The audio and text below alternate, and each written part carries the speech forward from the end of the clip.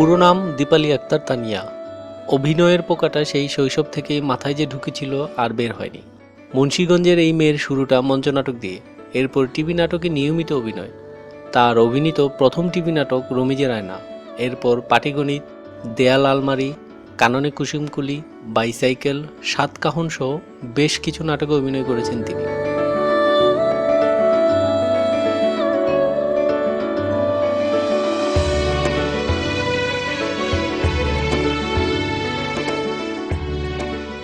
ছোট পর্দা থেকে এখন তিনি বড় পর্দায় হাঁটা শুরু করেছেন। সেখানে সাফল্যের ধারাবাহিকতায় নাম লিখিয়েছেন চলচ্চিত্রে। কোনো ছবি এখনও মুক্তি না পেলেও বেশ কিছু ছবিতে চুক্তিবদ্ধ হয়েছে দীপালি আক্তার তানিয়া, এসেছেন আলোচনায়। এরই মাঝে 3টি ছবির শুটিং শেষ করেছেন।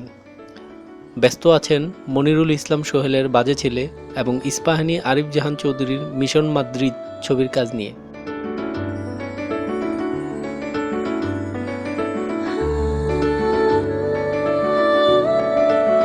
সবকিছু ঠিকঠাক থাকলে এই ছবির জন্য দীপালি উড়াল দেবেন স্পেনে।